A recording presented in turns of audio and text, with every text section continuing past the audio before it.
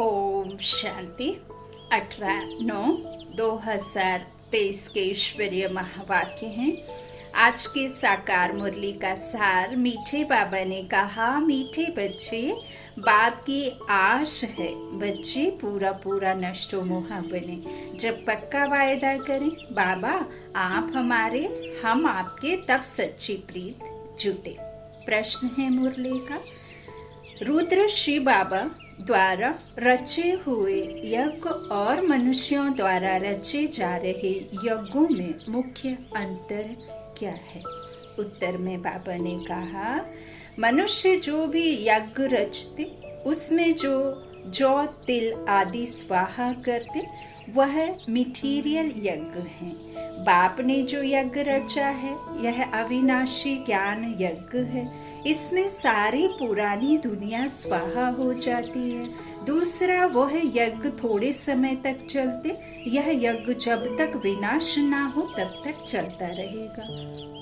जब तो बच्चे कर्मातीत अवस्था तक पहुंच जाएंगे तब यह यज्ञ की समाप्ति होगी। गीत है निर्बल से लड़ाई बलवान की। ओम शांति। अभी यह बच्चे जानते हैं कि इनको पाठशाला भी कहेंगे और ज्ञान यज्ञ भी कहेंगे। पाठशाला के हिसाब से एम ऑब्जेक्ट तो जरूर चाहिए। अभी यह यज्ञ का यज्ञ भी है और पाठशाला भी है। यह रुद्र ज्ञान यज्ञ है। वे लोग इनकी कॉपी करते हैं, मटीरियल यज्ञ रचते हैं, उनमें जौ तिल आदि की आहुति डालते हैं और दूसरा फिर बहुत बड़ा यज्ञ भी रचते हैं जहाँ चारों तरफ शास्त्रों को रखते हैं।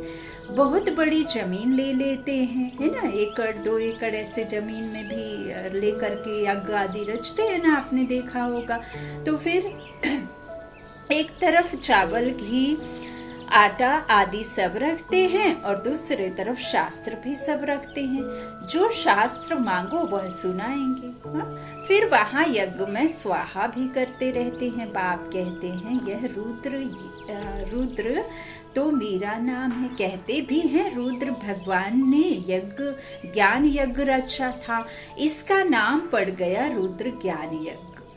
जैसे नेहरू के बाद नाम रखते हैं नेहरू मार्ग, नेहरू पार्क आदि। बाबा कहते अब रुद्र तो है भगवान शिव, उसने ही रुद्र ज्ञान यज्ञ रचा है। इस यज्ञ में सारी पुरानी सृष्टि की आहुति पड़ती है। यह कोई की बुद्धि में थोड़े ही होगा। कितनी बड़ी सृष्टि है, कितना दूर दूर शहर हैं, सब इस अविनाशी ज्ञान यज्ञ में आहुति पड़ जाएंगे। पुरानी दुनिया का विनाश तो जरूर होना है, फिर नई दुनिया बनेगी। विनाश होने में नेचुरल कैलामिटीज भी मदद करती हैं। तो यह है रुद्र राजस्व अश्वमेध अविनाशी ज्ञान यज्ञ। कौन सा यज्ञ है? रुद्र राजस्व अश्वमेध अविनाशी ज्ञान यज्ञ। अविनाशी माना जब तक विनाश हो तब तक चलता रहे। ऐसा यज्ञ किसका चलता नहीं है। बहुत 1 मास चलाएंगे। गीता भी 1 मास सुनाते हैं। अब बाप समझाते हैं मैंने यह ज्ञान यज्ञ रचा है। बाबा कहते हैं यह है राजस्व अश्वमेध, यानी तुम्हारा जो रथ है ना, आत्मा ने इस रथ को लिया है ना, ये जो रथ है उनको स्वाहा करना है। अर्थात ऐसे नहीं है कि आप जाओ और अग्नि में कूद जाओ, नहीं, जीते जी नष्टो मोहा बनना है। सब कुछ परमात्मा को बुद्धि से समर्पित कर देना है, बलि चढ़ाना है। उन्होंने नाम दूसरा रख दिया है। दक्ष प्रजापति का यज्ञ दिखाते हैं, उसमें घोड़े को जलाते हैं। बड़ी कहानी है। बाप समझाते हैं यह है मेरा अविनाशी ज्ञान यज्ञ, अविनाशी द्वारा अविनाशी यज्ञ। ऐसे नहीं कि सदैव चलता रहेगा। जब सारी दुनिया के स्वाहा होने का समय आए तब तक यह यज्ञ चलना है। क्योंकि बाप है ज्ञान का सागर। भक्ति के तो ढेर शास्त्र हैं, ज्ञान का सागर बाप है, तो जरूर उनके पास नया ज्ञान होगा। बाप अपना पूरा परिचय देते हैं और फिर सृष्टि चक्र कैसे फिरता है यह भी समझाते हैं, जिससे आत्मा त्रिकालदर्शी बनती है। संगम पर बैठकर तीनों कालों का, चारों युगों का और तीनों लोकों का जो आत्मा दिव्य चक्षु से ज्ञान लेकर के उसका क्या करे, दर्शन करे, उसे बाबा ने त्रिकालदर्शी कहा। तो त्रिकालदर्शी पने का ज्ञान और कोई दे ना सके। एक तो ज्ञान को धारण करना है, दूसरा तुम बच्चों को योग बल से विक्रमाजीत बनना है। जन्म जन्मांतर के पापों का बोझा जो सिर पर है वह जलने में टाइम लगता है। कितने वर्ष हुए हैं तो भी कर्मातीत नहीं हुए हैं। कर्मातीत अवस्था जब आती है तब यज्ञ भी समाप्त होता है। यह बहुत बड़ी भारी यज्ञ है। आसार भी देखते हो, तैयारियां हो रही हैं। आगे चलकर तुम देखेंगे नेचुरल कैलामिटीज की भी तैयारी हो रही है।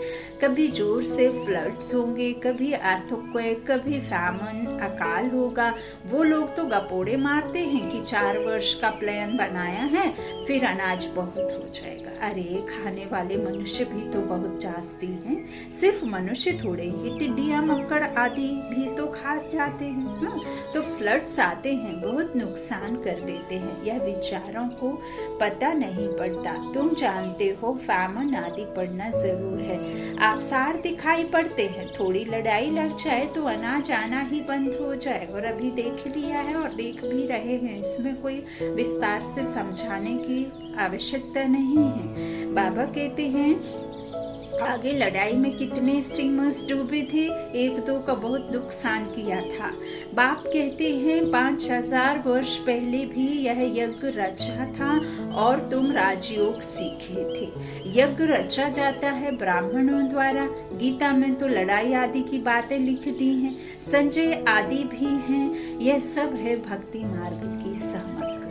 बाबा ने तुम बच्चों को संजय का नेत्र दिया है ना, ये तीसरे नेत्र से ही तो हम सब कुछ देखते हैं। तो फिर वहां देखो संजय को दिखा दिया। बाबा कहते हैं यह सब भक्ति मार्ग की सामग्री है। यह भी अविनाशी है। फिर से भक्ति मार्ग में वही सामग्री निकलेगी। रामायण आदि जो भी शास्त्र निकले हैं फिर निकलेंगे। जिन्हों की राजधानी चली है, अंग्रेज आए, मुसलमान आए, यह सब होकर गए, फिर आएंगे। फिर भी पार्टीशन होगा। इन बातों को तुम जान सकते हो। तुम्हारे में भी नंबरवार है। कोई तो कुछ भी नहीं जानते, तो बाप समझाते हैं कितने यज्ञ रचते हैं, उन्हों को समझाना है। वास्तव में है अश्वमेध अविनाशी रुद्र ज्ञान यज्ञ, जो रुद्र शिव भगवान ने ही रचा था, श्री कृष्ण ने नहीं रचा। श्री कृष्ण का वही चित्र तो सतयुग में मिलेगा, फिर कभी मिल ना सके, क्योंकि वह नाम रूप देश काल तो सब बदलता जाता है। ऐसा तो हो नहीं सकता कि श्री कृष्ण आकर अपने को पतित पावन कहलाए। पतित पावन एक ही परमात्मा है। ऐसे नहीं कि तुम कहेंगे पहले से ही क्यों नहीं रूप दिखाया। नहीं, ऐसे थोड़े ही कि सब पहले से ही बता देंगे। तुम कहेंगे पहले से यह ज्ञान क्यों नहीं देते थे, एक ही रोज में क्यों नहीं ज्ञान देते। परंतु नहीं, यह तो ज्ञान सागर है, सो जरूर आहिस्ते आहिस्ते सुनाते रहेंगे। ऐसे थोड़े ही कि सब एक ही टाइम पढ़ लेंगे। नंबरवार पढ़ेंगे और पढ़ाई में टाइम लगता है। इसका नाम ही है अविनाशी रुद्र ज्ञान यज्ञ। अब यह तो कहाँ भी लिखा हुआ नहीं है, शास्त्रों में निमित्त मात्र सिर्फ अक्षर हैं। भारत का प्राचीन सहज राज्य, अच्छा प्राचीन कब, शुरुआत में, तो जरूर इस अविनाशी ज्ञान यज्ञ से ही स्वर्ग बनाया होगा। बाप कहते हैं मैं आता हूँ कल्प कल्प संगम युगे। उन्होंने भूल कर दी है, टाइम भी बदल दिया है। फिर सतयुग की आयु लाखों वर्ष लिख दी है, गपोड़े लगा दिए हैं। यह तो है 4 भाग। स्वास्तिका में भी 4 हिस्से कर देते हैं, ज्ञान और भक्ति। आधा कल्प ज्ञान दिन, आधा कल्प भक्ति रात।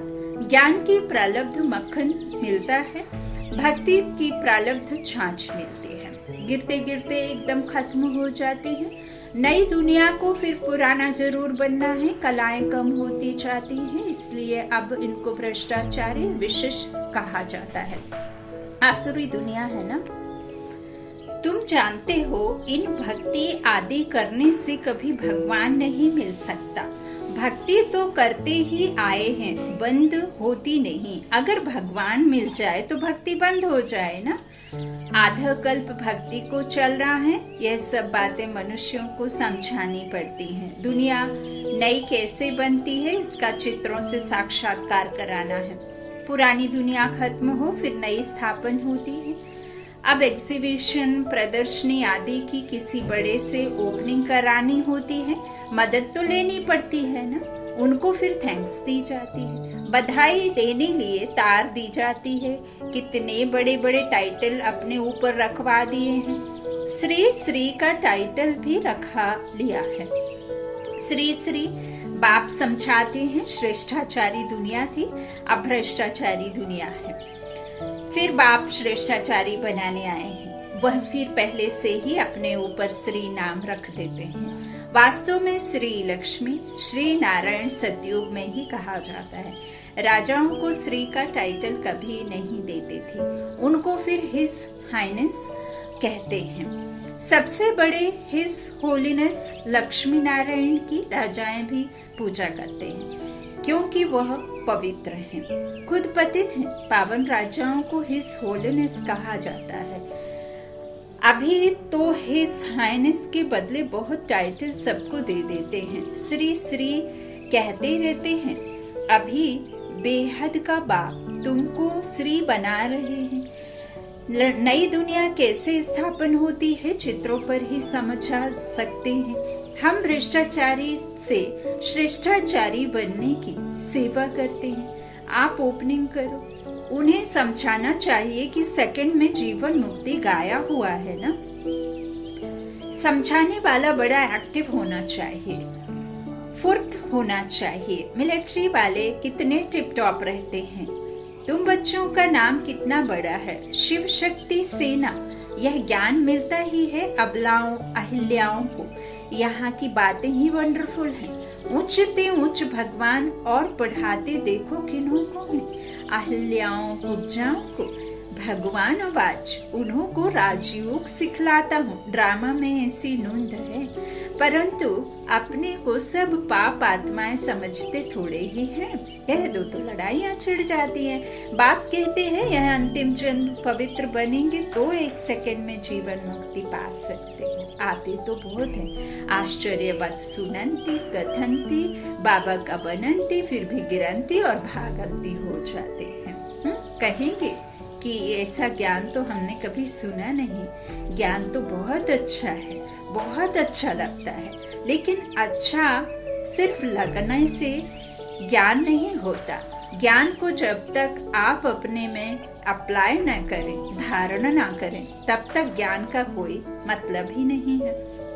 तो बाबा कहते हैं इस तरह से भाग जाते हैं, सुनकर आश्चर्य से सुनते हैं, लेकिन फिर भागंती हो जाते हैं। यह शुरू से लेकर होता रहता है। सुबह को कहेंगे हमको पक्का निश्चय है, शाम को कहेंगे मुझे संशय है, मैं जाता हूँ, मैं चल नहीं सकता, मंजिल ऊंची है, मैं छुट्टी लेता हूँ, ड्रामा की भाभी।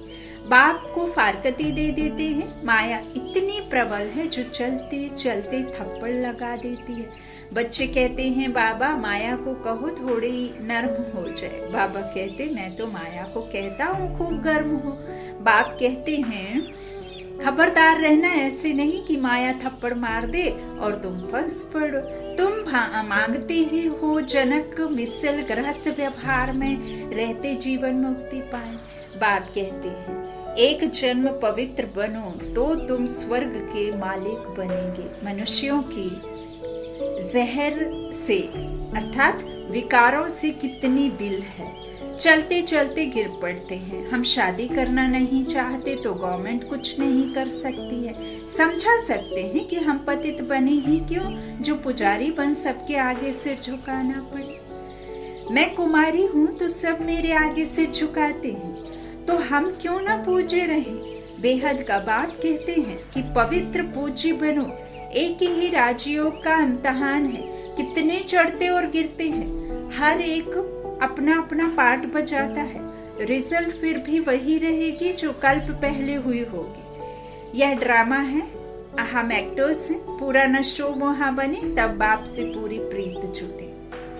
बाबा बस हम तो आपको ही याद करेंगे, आपसे वर्षा लेकर ही छोड़ेंगे, ऐसी प्रतिज्ञा करनी पड़े तब ही स्त्री पुरुष दोनों पवित्र बन स्वर्ग धाम जा सके।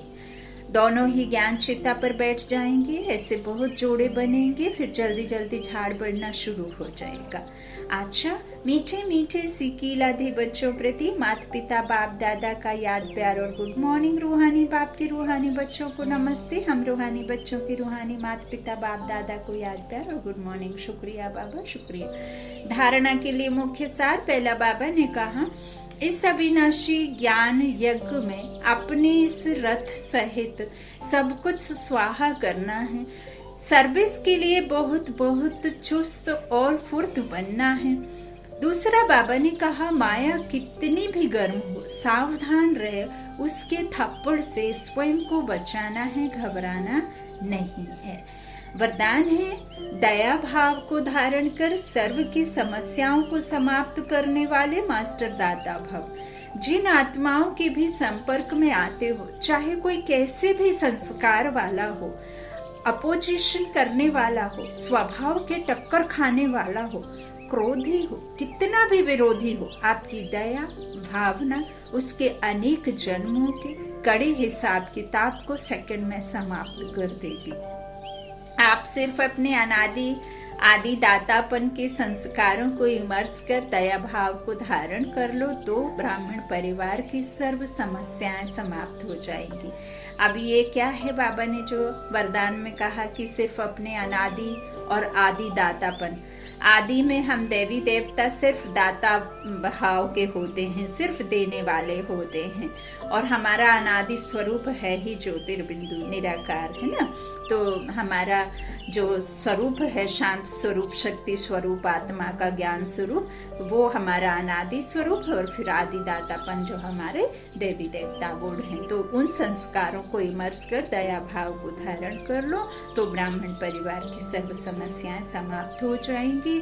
स्लोगन है, अपने रहम दिल स्वरूप व दृष्टि से हर आत्मा को परिवर्तन करना ही पुण्य आत्मा बनना है। अपने रहम दिल स्वरूप व दृष्टि से हर आत्मा को परिवर्तन करना ही पुण्य आत्मा बनना है। अच्छा, ओम शांति, ओम शांति, ओम शांति।